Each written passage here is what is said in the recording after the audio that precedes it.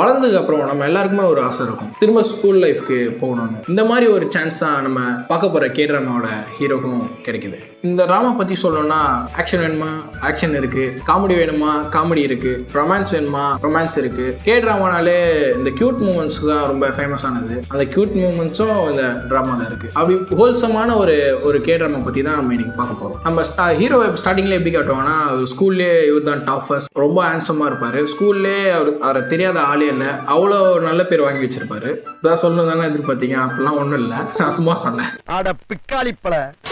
Hero இப்போ உண்மையா தான் சொல்றேன், உண்மையா ஸ்டோரி லைன். நம்ம டிராமாவோட ஹீரோ எப்படின்னா ஒரு NIS ஏஜென்ட். நம்ம ஊர்ல எப்படி CBI மாதிரி, அவங்க ஊர்ல NIS, நேஷனல் இன்டெலிஜென்ஸ் சர்வீஸ். நம்ம ஹீரோ ரொம்பவும் தைரியமான ஒரு ஆஃபீஸரா இருப்பான். அவன்கிட்ட எந்த மாதிரி மிஷினை கொடுத்தாலும் அவ்வளோ தைரியமா முடிச்சிருவான். ஆனா என்ன, ஒரு வில்லங்கத்தை எடுத்து விட்டுருவான்.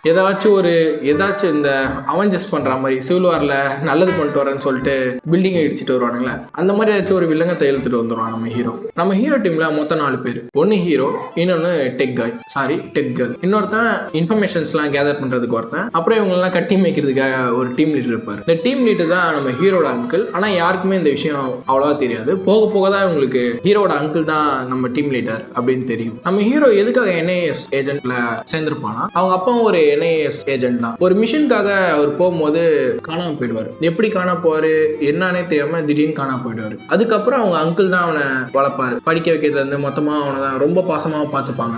இருக்க ஆன்டியா இருக்கட்டும், இவனை எப்படின்னா தன்னோட பையனை தான் ரொம்ப அழகா பார்த்துப்பாங்க இவங்க. இந்த அங்கிள்னு சொல்றேன், இவர் யாருன்னா ஹீரோட அப்பா இருக்கார்ல, அவர் கூட ஒர்க் பண்ண ஒருத்தர் தான் இவர். ஹீரோ அப்பாவோட ஃப்ரெண்டு. NISல ஒர்க் பண்ணும் போது அவங்க அப்பாவும் இந்த அங்கிளும் வந்து 2 ஃப்ரெண்ட்ஸுங்க, திக் ஃப்ரெண்ட்ஸுங்கன்ற மாதிரி ஒரு 3 பேர் இருப்பாங்க. அதுல ஒருத்தர் தான் இவர். அதனால தான் இவர் ஹீரோவை வந்து வளர்த்து பார்த்துப்பாரு, ரொம்ப நல்லா பார்த்துப்பாரு. ஆனா இவனை NIS ஏஜென்ட் ஆக்கணும்னு இவர் தான் ஆக்கியிருப்பாரு. அடுத்தது நம்ம ஹீரோயின் பத்தி பேசினாலே எப்பவுமே நம்ம கூட ஒரு தோழர் கணப்பாரு. ஹீரோனை பத்தி நான் தான் பேச நடமுடிப்பாரு. ஆனா இப்ப மனுஷன் ஆளை காணும், எங்க போனான்னு தெரியல. பர்சனல் விஷயம் போனா ஒரு 2 மாசமா ஆளே காணும், என்ன ஆச்சுன்னு தெரியல. சரி, நம்ம ஹீரோயின் எப்படின்னா அவங்க அந்த ஊர்லயே ரொம்ப ஒரு ஃபேமஸான ஸ்கூல்ல டீச்சரா ஒர்க் பண்ணுவாங்க. டீச்சர்னா டெம்பரரி டீச்சரா தான் ஒர்க் பண்ணுவாங்க. பர்மனன்ட் போஸ்டிங்காக அவங்க என்னென்ன சேட்டை செய்வாங்கன்றதான் இந்த டிராமா ஃபுல்லாவே அவ்வளவு காமெடியா போயிட்டு இருக்கும். வைஸ் பிரின்சிபல்கிட்ட நல்ல பேர் வாங்கணும்னு சொல்லிட்டு இவங்க பண்ற சேட்டெல்லாம் அவ்வளவு காமெடியாவும் இருக்கும். நல்ல பேர் வாங்கணும்னு சொல்லிட்டு ஹெல்ப் பண்ணணும்னு சொல்லிட்டு ஏதோ பண்ணுவாங்க. கடைசியில பார்த்தா அது வில்லங்கத்துல தான் போய் முடியும். வைஸ் பிரின்சிபல்ல டென்ஷன் ஏத்திக்கிட்டே இருக்கிற ஒரு கேரக்டர் தான் நம்ம ஹீரோயின். அவ்வளவு ரொம்ப அழகா இருப்பாங்க. நான் சொல்ல மாட்டேன், ஏன்னா டிராமா பார்க்கும்போது நானும் Instagram ஐடிலாம் தேடி ஃபாலோ பண்ணி வச்சிட்டேன். நம்ம ஹீரோக்கும் ஹீரோயினுக்கும் ஒரு கனெக்ஷன் இருக்கும். எப்படின்னா சின்ன வயசுல ஒரு கனெக்ஷன் இருக்கும். அது என்னன்னு ஃபர்தரா நீங்க ஒரு 8th எபிசோடு வரைக்கும் தாண்டி போய் பார்த்தாதான் உங்களுக்கு என்னென்ன புரியும், இவங்க 2 பேருக்குள்ள என்ன கனெக்ஷன் இருக்கு அப்படின்னு. இந்த ஸ்டோரி ஃபர்ஸ்ட் எபிசோட எப்படி ஸ்டார்ட் ஆகும்னா, ஹீரோவும் அந்த டீமும் ஒரு மிஷனுக்காக போயிருப்பாங்க. எப்படின்னா சிலை கடத்திட்டாங்க அப்படின்னு ஒரு இன்ஃபர்மேஷன் உங்களுக்கு வந்திருக்கும். கைகாலமா பிடிச்சிடலாம் அப்படின்னு சொல்லி தான் போவாங்க. அப்பதான் நம்ம ஹீரோவும் காட்டுவாங்க. கெத்தா மாசம் நின்றுட்டு இருப்பான். ஆனா இவன் ஒரு காமெடி பீஸ்னு பாக்குற நமக்கு தான் தெரியும். இதுல இன்ஃபர்மேஷனை கேதர் பண்றேன்னு ஒருத்தன் சொல்லியிருப்பாங்க. அவன் தான் இருக்கிறதுல 1 நம்பர் டம்மி பீஸ் மாதிரி ஒரு பெரிய தொப்பி போட்டு பிச்சைக்கார மாதிரி வேஷம் போட்டு ஸ்மக்லிங் பண்ற கேங்லயே ஒளிஞ்சிருப்பான். அதுக்கப்புறம் ஃபைட்ஸ் எல்லாம் போவோம். ஹீரோ ஃபைட் பண்ணி எப்படியோ அந்த ஸ்டாச்சுவை காப்பாத்திட்டு அதை கலெக்ட் பண்ணிட்டு டீம் லீடர் எடுத்துன்னு போய் காட்டணும்ல. காட்டும் போது தான் ஒரு பெரிய அதிர்ச்சி. பார்த்தா சிலையோட கை மட்டும் உடஞ்சி கீழே விடும். என்னடா அது கீழே விழுதேன்னு பார்த்தா ஒரு புல்லட் இருக்கும், அந்த கையில ஓட்டிட்டு இருக்கும். யாரா அது அப்படின்னு யோசிச்சுன்னு இருக்கும் போது ஹீரோ சொல்லுவான், எவன்டா அது, எந்த பைத்தியக்காரன்டா, அறிவே இல்லாதவன் எதுக்கு புல்லட்டை யூஸ் பண்ணா, எந்த நாய் சுற்றுக்கும் தெரியல அப்படின்னு திட்டிட்டு இருப்பான். அப்போதான் எல்லாருமே ஹீரோ ஒரு மாதிரி பேத்திரியும் பார்ப்பாங்க. பார்த்தா ஹீரோ தான் அதை சுட்டிருப்பான். அவனை ஸ்மக்லரை மிரட்டுறன்னு சொல்லிட்டு சுட்ட புல்லட்டு அங்க போட்டு கடைசியில சிலையிலே போய் சொல்லி இருக்கும். இதுதான் சொன்னல, ஹீரோ ஒரு வில்லங்கம் பிடிச்ச ஆளு, ஏதாச்சும் பண்ணுவான், அதுல ஏதாச்சும் ஒரு வில்லங்கத்தை இழுத்து விட்டுட்டு வந்துடும். இந்த ஸ்டாச்சுவை கலெக்ட் பண்ணிட்டாங்க, இதை சீஃப் கிட்ட எடுத்துட்டு போய் காட்டணும்ல, ஹெட் ஆஃபீஸ்கிட்ட காட்டணும். அதுக்கு இவங்க ஒரு கேவலமான ஒரு பிளான் பண்ணுவானுங்க. எப்படின்னா உடஞ்ச கையை MCல இருக்கும்ல, நம்ம பைப் போட்டுறதுதான் யூஸ் பண்ணுவோம், அந்த MCல வச்சு கையை ஒட்டுவானுங்க. சரி, ஒட்டுறதான் ஒட்டானுங்க, கையை கரெக்டான ஆங்கிள் ஒட்டிக்கலாம்ல, இப்படி இருந்த கையை இப்படி ஒட்டிடுவானுங்க, ஒரு மாதிரி வக்கரமா இருக்கிற மாதிரி ஒட்டி வச்சிருப்பானுங்க. அதை பார்த்து சீஃப் ரொம்பவும் டென்ஷன் ஆயிடுவார். ஏண்டா எதுக்குடா நீங்க இருக்கிறீங்க, NIS ஏஜென்ட் மாதிரியா நடந்துக்கிறீங்க, சின்ன புள்ளத்தனமா பண்றீங்க, புல்லட் எப்படி அங்க போச்சு அப்படி இப்படின்னு கண்ணாப்பின்னு திட்டிடுவார், ரொம்ப அசிங்கப்படுத்துவார் டீம் லீடர். அப்ப என்ன சொல்லுவாருன்னா, சார் சாரி சார், நீங்க என்ன சொன்னாலும் நாங்க கேட்கறோம் அப்படின்னு சொல்லுவாரு. ஏன் இதுக்கு இந்த வார்த்தை சொல்லியிருப்பாருன்னா, சீஃப் என்ன சொல்லியிருப்பாருன்னா, நீங்க பண்ற மிஷின்ல ஏதாச்சும் ஒரு கோளாறு இருக்கு, நான் நான் உங்க டீமே கலைச்சிருவேன், சரிப்பட்டு வராது அப்படின்னு மிரட்டணும்னா தான் நம்ம டீம் லீடர் வந்து சாரி சார் நீங்க என்ன சொன்னாலும் நான் கேட்கறேன் அப்படின்னு ஒரு டெசிஷனுக்கு வந்திருப்பாரு. அப்பதான் சீஃபோட ஃபேஸ்க்கு ஒரு ஃப்ரேம் காட்டுவாங்க. அந்த நாய் ஒரு வில்லகமா சிரிச்சுட்டு ஒரு ஃபைல் எடுத்து கொடுப்பான், அந்த மிஷினை முடிச்சு கொடுங்க அப்படின்னு. அங்கிருந்து அந்த சீன் கட் ஆகுது. அது என்ன மிஷின்னா பார்ல உட்காந்து பேசிட்டு இருப்பாங்க, இது என்ன மிஷின். அப்பதான் ஒரு 1950 1940 தெரியல, கொரியாவுக்கும் ஜப்பானுக்கும் வார் நடக்கும். ஜப்பான் தான் வந்து கொரியாவை வந்து நம்ம பிரிட்டிஷ் எப்படி நம்மள ஆண்டு இருந்தாங்களோ அந்த மாதிரி ஜப்பான் வந்து கொரியாவை ஆண்டு இருந்தாங்க.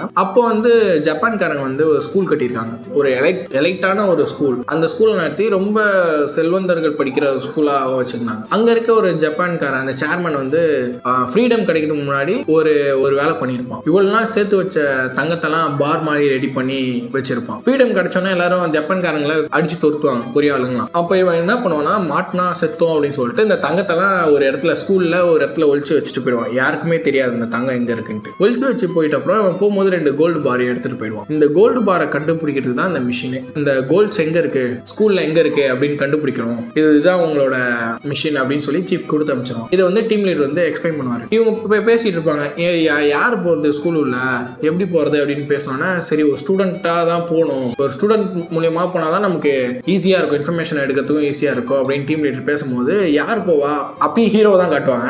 அங்கெல்லாம் ஸ்கூல்லாம் யார் போவா, ஸ்டூடெண்டா போவான், நம்ம வயசு என்ன ஆகுது, எப்படி அதெல்லாம் போக முடியும் அப்படின்னு பேசும்போது அப்பயும் மொத்த டீமுமே ஹீரோ இப்படியே திரும்பி பார்ப்பாங்க. திரும்பி பார்க்கறது இல்லாம கொஞ்சம் கொஞ்சமா ஏதோ கிஸ் அடிக்கிற மாதிரி அவ்வளவு கிட்ட வந்துட்டு இருப்பாங்க. பார்த்தா ஹீரோ தான் டார்கெட் பண்ணி ஸ்கூல் யூனிஃபார்ம்ல அமுச்சு விடலான்னு. ஹீரோ அழுவான், நான் போக மாட்டேன் அப்படின்னு. கடைசியில வேற வழியே இல்லாம சரி நான் போறேன் அப்படின்னு ஒத்துப்பான். அப்பதான் ஹீரோ காட்டுவாங்க, நல்லா கோட் ஷூட் போட்டு இருந்தவன் ஸ்கூல் யூனிஃபார்ம் போட்டுட்டு ஐடி கார்டெல்லாம் எடுத்துட்டு ஸ்கூல் வாசல்ல கால் வைப்பான். இதுக்கப்புறம் இந்த டிராமா எப்படி போகும்னா, இந்த கோல்டை கண்டுபிடிச்சாங்களா, எதுக்கு இந்த கோல்டை கண்டுபிடிக்கணும், இல்ல என்னென்ன வில்லங்க இருக்கு, இவன் ஸ்கூல்ல டிராவல் பண்ற அவங்க ஃப்ரெண்ட்ஷிப்ஸ், சின்ன பசங்க கூட அவன் ரொம்ப ஃப்ரெண்டா இருப்பான், அவங்களுக்கு ஹெல்ப் பண்ணுவான், ஸ்கூல்ல தப்பான விஷயங்கள் நடக்கும், இதெல்லாம் அவன் சரி பண்ணானா இல்லையா, இந்த கோல்டு எங்க தான் இருக்கு கடைசியில அப்படின்றதுதான் இந்த டிராமாவே. இந்த டிராமா எப்படி போகும்னா, நீங்க நான் ரொம்ப சீரியஸா பேசியிருந்தேன், ஆனா சீரியஸாலாம் இருக்காது, ரொம்பவும் காமெடியான ஒரு இதுல என்ன வரும்னா, ஜேம்ஸ் பாண்டோட பிஜிஎம் போட்டிருப்பானுங்க நடுவுல, அங்கங்க போட்டிருப்பானுங்க. அது தெரிஞ்சு போட்டாங்களா தெரியாம போட்டாங்கன்னு தெரியல. இதோட டைட்டில் வரும்போதே ஜேம்ஸ் பாண்டோட பிஜிஎம் தான் போட்டிருப்பாங்க. கொஞ்சோண்டு ஆல்டர் பண்ணி அந்த பிஜிஎம் போட்டு வச்சுக்கோங்க. அது பார்த்தோன்னே என்னடா பண்ணி வச்சிருக்கீங்கன்ற மாதிரி தான் இருக்கும். ரொம்பவும் ஒரு ஃபன்னான ஒரு டிராமா தான் அந்த டிராமா. நான் பார்க்கும்போது ஒரு இன்ஸ்டால பார்த்து தான் நான் இந்த டிராமாவில் போனேன். என்ன சீன்னா, ஸ்கூல்ல ஹீரோ தூங்கிட்டு இருப்பான், மேம் தான் ஹீரோயின்ல வந்து எழுப்பாங்க, டேய் நான் ஏந்திரா அப்படின்னு தட்டும் போது மேமு கழுத்துலயே ஒரு ஷாட்டு போட்டுருவான். ஷாட்டுன்னா தப்பு இல்லை, கையை வச்சு கழுத்துல அடிச்சிருவான். அவன் டேய் யாரா அவன் மிஸ்ஸே அடிக்கிறான் அப்படின்னு பார்க்கும்போது அண்டர் கவர் ஹை ஸ்கூல் இந்த டிராமாவுக்கு பேரு. இதை தான் கமெண்ட் செக்ஷன்ல போட்டுருந்தாங்க. அப்படி என்னடா இருக்கு அப்படின்னு உள்ள போய் பார்த்தோன்னு தான் எனக்கு இப்படி ஒரு டிராமா கிடைச்சது. ரொம்பவும் ஃபன்னான ஒரு டிராமா. ஆக்ஷன் கம்மியா தான் இருக்கும், காமெடி ரொம்ப அதிகமா இருக்கும். இவங்க ஒரு சீனும் அவ்வளோ அருமையாவும் எடுத்திருப்பாங்க. எமோஷனல் சீனா இருந்தாலும் டக்குன்னு ஒரு ஜோக் அங்க போட்டுப்பாங்க, அழாத, மூஞ்சி கேவலமா இருக்கு, பண்ணி மாதிரி இருக்கு, இந்த மாதிரி வேர்ட்ஸ் யூஸ் பண்ணி அதை ஃபன்னாவும் மாத்திருப்பாங்க. இந்த டிராமால எனக்கு ரொம்பவும் பிடிச்ச சீன் எதுனா, இவன் ஸ்கூல்லாம் ஜாயின் பண்றான். இவன் வந்து ஒரு மிஷின், ஒரு சின்ன வேலை, அதுக்கு லீவ் போட்டுருவான். சொல்லாம லீவ் போட்டேன்னா மேம் கால் பண்ணுவாங்க, ஏய் எங்கடா இருக்க, ஏன்டா சொல்லாம லீவ் போட்டேன்னு சொல்லும் போது ஒரு ஆக்ஷன் கொடுப்பான் பாருங்க, தொண்டையில கை வச்சுக்கிட்டு இருமிக்கிட்டு, மேம் நான் இங்கதான் இருக்கேன் மேம், உடம்பு முடியல மேம், கோல்டு மேம் அப்படின்னு மிமிக்ரிலாம் பண்ணுவான். சரி ஹீரோயினை நம்பிடும், அது சரி உடம்பு சரியில்லை போல அப்படின்னு சொல்லிட்டு, சரி நீ எங்கடா இருக்க, நான் உன் வீட்டுக்கு தான் வரேன் அப்படின்னு சொல்லிடும். வீடு எங்க இருக்குன்னா, இவங்க ஒரு டீம்லாம் ஒரு ஃபேக்கான இன்ஃபர்மேஷன் தானே வச்சிருப்பாங்க. ஸ்கூல் பக்கத்துல இருக்க ஒரு டெரஸ் ஹாஸ்டல்ல தங்கியிருக்கான் அப்படின்னு சொன்னோன்னே மேம் கிளம்பி அங்க வந்துடும், அங்க வரேன் அப்படின்னு சொல்றாங்க. சரி இவன் என்ன பண்றேன்னு தெரியாம அவங்க டீம் கால் பண்ணி ஆபரேஷன் பி அப்படின்னு சொல்றான். என்னன்னு பார்த்தா பக்கத்து வீட்டுக்காரங்களாம் போயிட்டு கடன் வாங்கணும், பர்னிச்சர்ஸ் எல்லா ட்ரெஸ் எல்லாம் கடன் வாங்கி அந்த வீட்டுல போயிட்டு ஏதோ பேச்சுலர் தங்குற மாதிரி ரெடி பண்றாங்க. இவங்க கிளம்புறதுக்குள்ள அந்த மேம் வந்துருவாங்க. சரி என்ன பண்ணன்னு தெரியாம அந்த துணிலாம் க்ளாசெட் அதுல போய் ஒளிஞ்சுப்பாங்க 3 பேரும். ஹீரோ மட்டும் தான் இருப்பான். இவங்களை எப்படியாச்சும் வெளியே அனுப்பணும், மேமையும் வெளியே அனுப்பணும். என்ன பிளான் பண்றதுன்னு தெரியாம ஒரு ஃபன் பண்ணுவானுங்க பாருங்க.